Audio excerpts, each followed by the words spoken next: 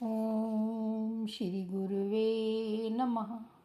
अखंडानंद बोधाय शिष्य संतापहारिणे सच्चिदानंद रूपाय रामाय गुरुवे नमः। ओम शांति शांति शांति। ओम प्रणाम भगवान। पूज्य स्वामी निरंजन जी के महर्षि वशिष्ठ राम गीता से भगवान। और शीर्षक है देह शुद्धि, विचार शुद्धि एवं भाव शुद्धि।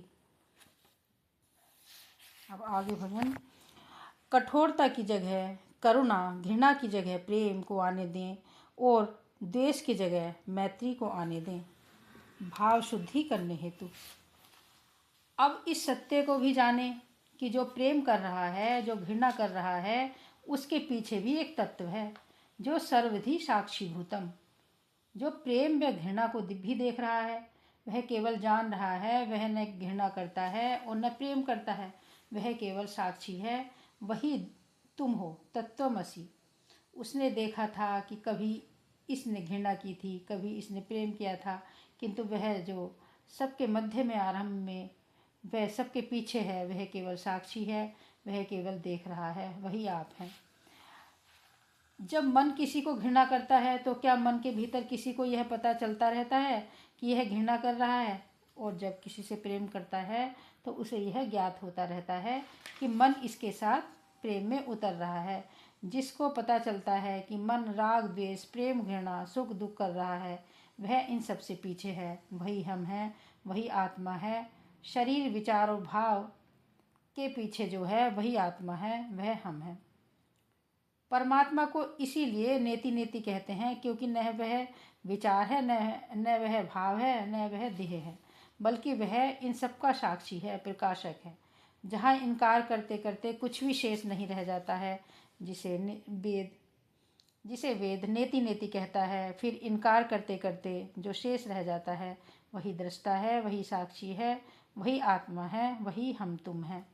तो भाव की धारा के प्रति भी दृष्टा का बोध रखना है। इससे भाव की शून्यता घट जाएगी।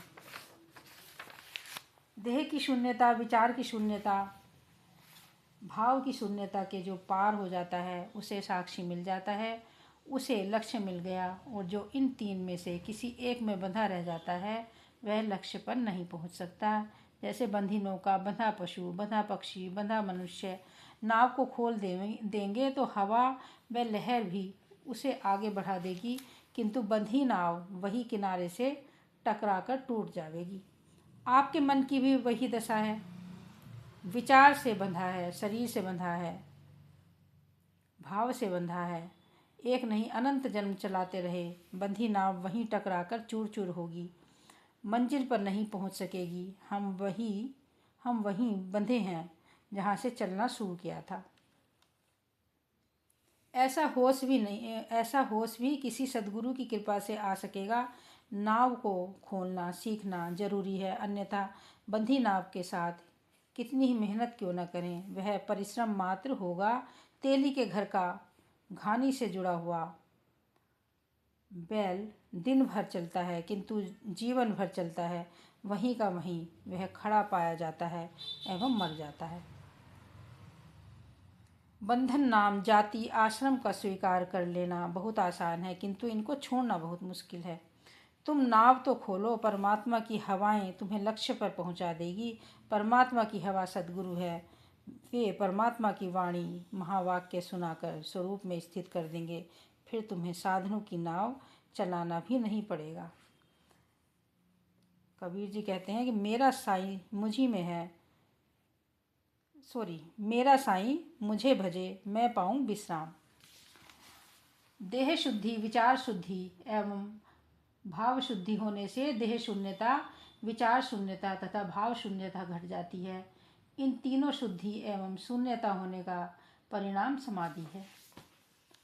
समुद्र की जो गहराई में उतरेगा वह मोती लेकर उठेगा। जो खदानों को खोदेगा वह हीरे, नीलम, पन्ना, पुखराज, लाल को पाएगा।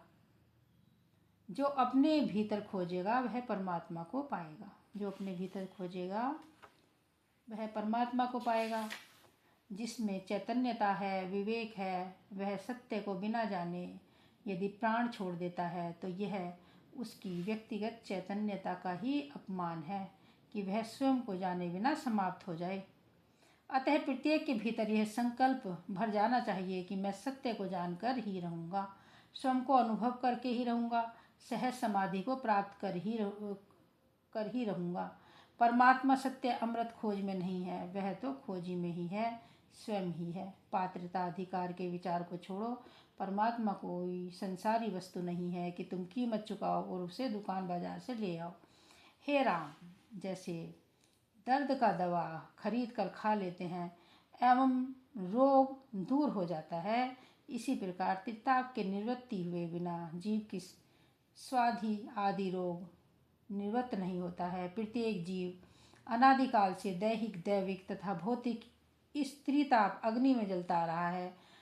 इससे यह जीव आधि व्याधि नामक 2 रोगों से ग्रसित हो आवागमन में पड़कर महादुखों को भोगता चला आ रहा है। और इससे अगला शीर्षक है भगवान आधि व्याधि। ओम शांति शांति शांति। प्रणाम भगवान।